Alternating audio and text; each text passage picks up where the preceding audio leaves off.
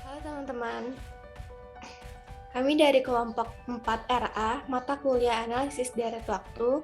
Di sini akan mempresentasikan tugas besar kelompok kami dengan judul Prediksi Jumlah Produksi dan Pengaruh Curah Hujan terhadap Hasil Perkebunan Teh di Indonesia. Di sini kelompok 4 beranggotakan yaitu saya Bella Titania Ersa dan rekan-rekan saya Desta Saputra, Ini Suryani, Noval Heika, Fikri Hanafi, dan Ari Valentino. Topik yang kami ambil adalah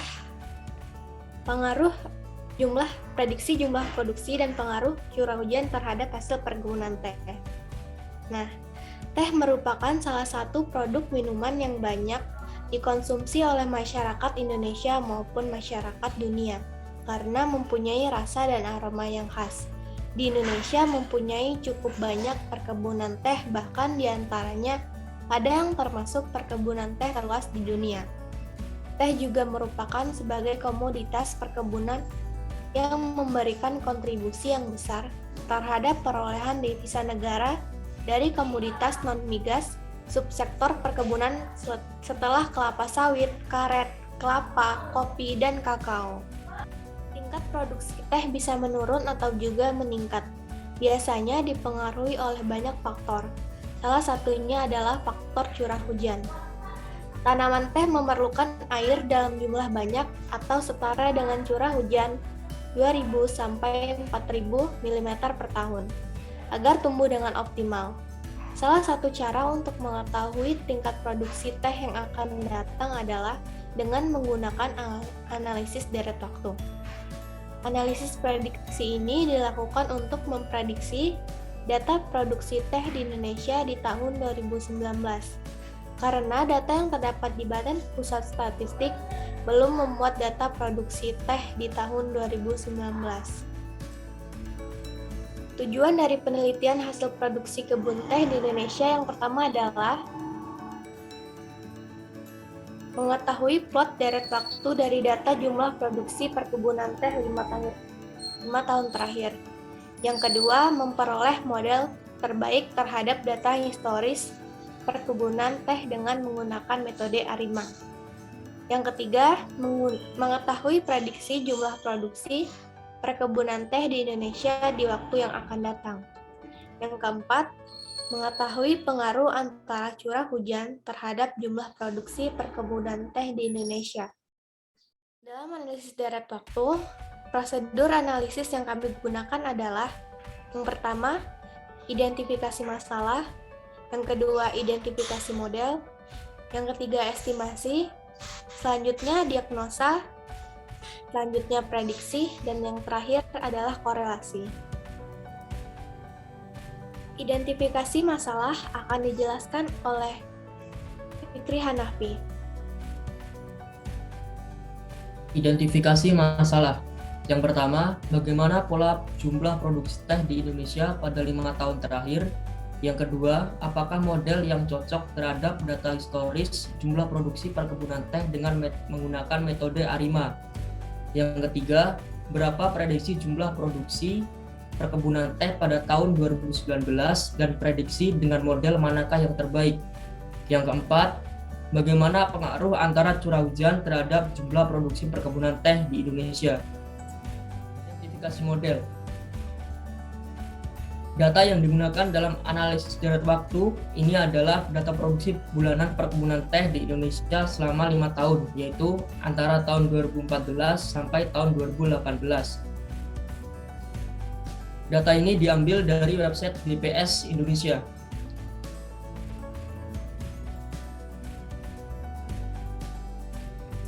Time series plot data hasil produksi perkebunan teh bulanan tahun 2014 sampai 2018, yang mana grafik menunjukkan nasib perkebunan teh yaitu tidak stabil. Plot ACF dan plot PACF. Berdasarkan plot ACF dan PACF yang diperoleh, model yang diduga untuk membantu memprediksi data ini adalah ARI 21, IMA 12, IMA 112, ARIMA 212, dan ARIMA 2112. Selanjutnya adalah penjelasan penjelasan bagian estimasi. Estimasi akan dijelaskan oleh Desta Saputra.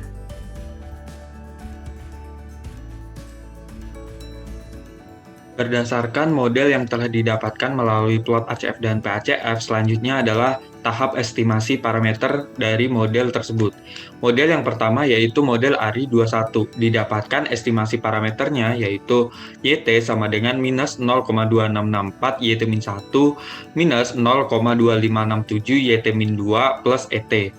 Lalu pada model IMA 12 didapatkan estimasinya yaitu YT sama dengan ET min 0,4534 ET min 1 minus 0,3115 ET min 2 plus ET. Lalu pada model yang ketiga yaitu ada model 1 IMA 112. Nah, pada model ini didapatkan estimasi parameternya yaitu ET minus 0,2483 ET min 1 minus 0,1006 ET min 2 minus 0,2356 ET min 3 plus 0,0698 ET min 4 minus 0,1659 ET min 5 plus 0,2015 ET min 6 minus 0,0874 ET min 7 minus 0,2321 ET min 8 plus 0,1198 ET min 9 plus 0,4048 ET min 10 minus 0,0743 ET min 11 plus 0,6098 ET min 12 plus ET. Lalu pada ARIMA 212 didapatkan estimasinya yaitu YT sama dengan min 0,2009 YT min 1 plus 0,086 YT min 2 plus ET minus 0,2092 ET min 1 minus 0,4502 ET min 2. Lalu pada model yang terakhir yaitu ARIMA 2112 didapatkan estimasinya yaitu YT sama dengan minus 0,2171 YT min 1 plus 0,0060 YT min 2 plus ET minus 0,0336 ET min 1 minus 0,1805 ET min 2 minus 0,3226 ET min 3 plus 0,0069 ET min 4 plus 0,0341 ET min 5 plus 0,0618 ET min 6 plus 0,0953 ET min 7 minus 0,2350 ET min 8 plus 0,1391 ET min 9 minus 0,0682 ET min 10 minus 0,2726 ET min 11 plus 0,5385 ET min 12. Selanjutnya, dari hasil estimasi parameter dari seluruh model, didapatkan hipotesis H0 yaitu parameter tidak signifikan dalam model, dan H1 parameter signifikan dalam model.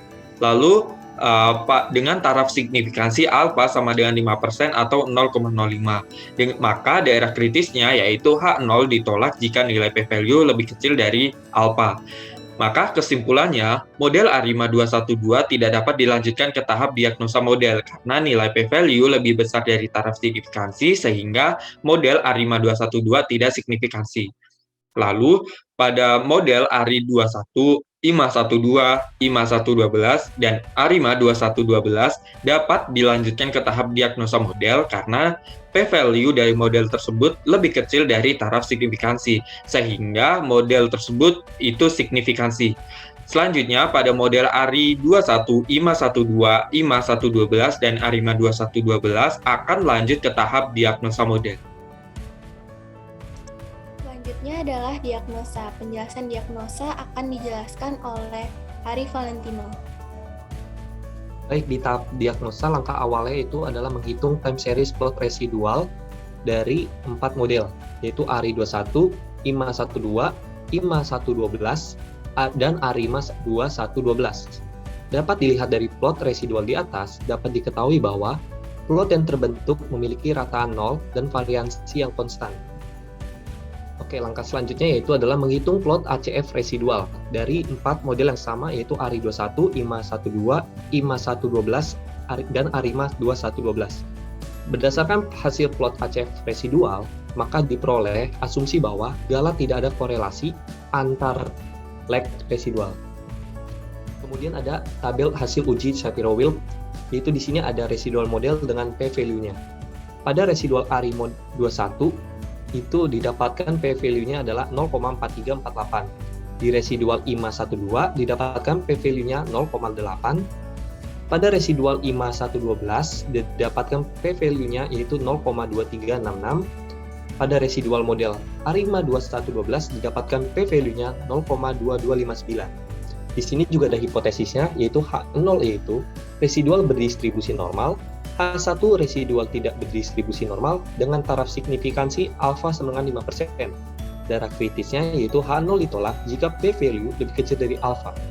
Keputusannya adalah H0 tidak ditolak karena nilai p-value lebih besar dari alfa. Kesimpulannya adalah pada taraf signifikansi alfa 5% diperoleh kesimpulan bahwa residual semua model berdistribusi normal. Setelah hasil uji Shapiro-Wilk, langkah selanjutnya adalah menguji Liung box pada leg 135 dari masing-masing model. Di sini ada hipotesisnya, yaitu H0 adalah kecukupan model terpenuhi atau uncorrelated residual. H1-nya itu yaitu kecukupan model tidak terpenuhi atau correlated residual pada taraf signifikansi alfa 5%. Daerah kritisnya yaitu H0 ditolak jika nilai p-value lebih kecil dari alfa. Keputusannya adalah H0 tidak ditolak karena nilai p-value lebih besar dari alfa. Kesimpulannya adalah pada taraf signifikansi alfa 5% diperoleh kesimpulan bahwa kecukupan model terpenuhi atau uncorrelated residual. Selanjutnya adalah mean absolute percentage error atau disingkat MAPE.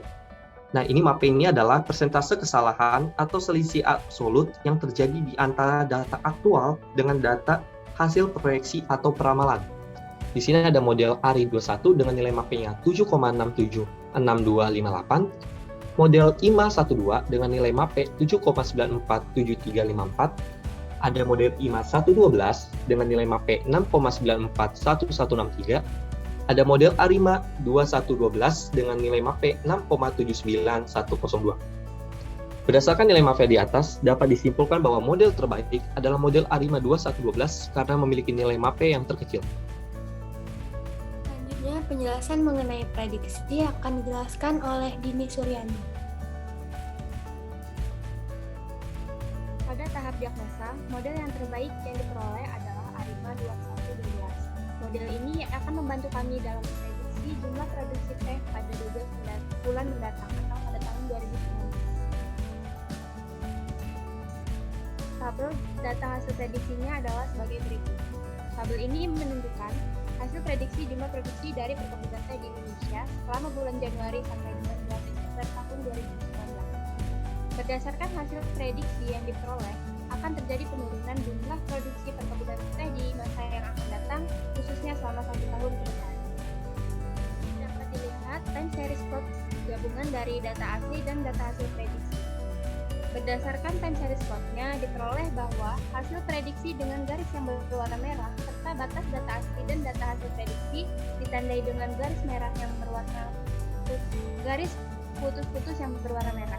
Berdasarkan hasil tersebut, nilai forecast untuk model ARIMA 2112 akan menjauh dari mu untuk H yang mengukur.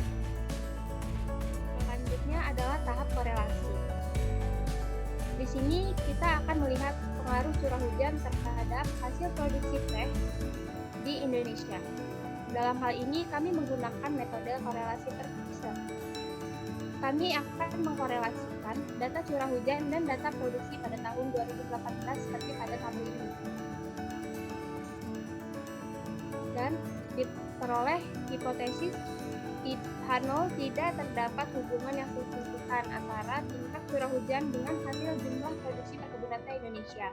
H1 terdapat hubungan yang signifikan antara tingkat curah hujan dengan hasil produksi perkebunan teh Indonesia dengan menggunakan taraf signifikansi alfa sama dengan 5% atau 0,05.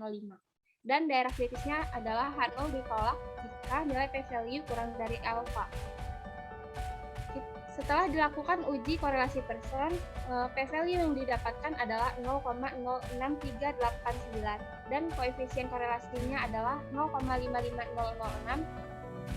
yang dapat diambil keputusan bahwa H0 tidak ditolak karena nilai p-value-nya lebih dari alfa.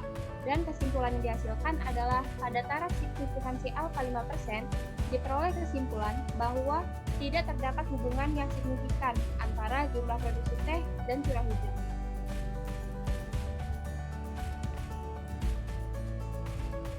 Dan ini merupakan scatter plot dari pengaruh curah hujan terhadap jumlah produksi teh. Berdasarkan hasil uji, nilai koefisien korelasinya yang diperoleh adalah 0,55006, yang artinya kekuatan korelasi antara hasil dan curah hujan adalah sedang. Dan arah hubungannya antara curah hujan dan jumlah hasil produksi ini bertanda positif, yang berarti semakin tinggi curah hujan, maka produksi teh akan semakin meningkat. Selanjutnya, penjelasan mengenai kesimpulan akan dijelaskan oleh Naufal Haika.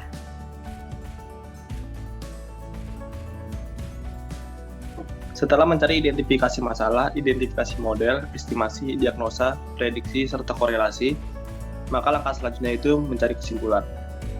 Pemodelan menggunakan metode ARIMA dengan pendekatan conditional sum square atau yang disebut dengan CSS. Model terbaik yang digunakan dalam analisis ini yaitu ARIMA 2.1.12, analisis pengaruh curah hujan terhadap jumlah hasil produksi teh menggunakan metode uji korelasi Pearson. Prediksi menggunakan model terbaik yang menghasilkan jumlah produksi perkebunan teh di Indonesia akan mengalami penurunan selama 12 bulan mendatang, tepatnya selama bulan Januari sampai Desember tahun 2019. Hasil prediksi juga menunjukkan penurunan paling rendah akan terjadi pada bulan Agustus 2019. Hasil tersebut mengikuti data aktual sebelumnya. Pengaruh hubungan antara jumlah hasil produksi teh dengan curah hujan adalah positif, berbanding lurus. Yang artinya, apabila curah hujan meningkat, maka jumlah hasil produksi teh juga ikut meningkat. Kekuatan korelasi antara jumlah hasil produksi dan curah hujan adalah sedang, maka hubungannya tidak signifikan.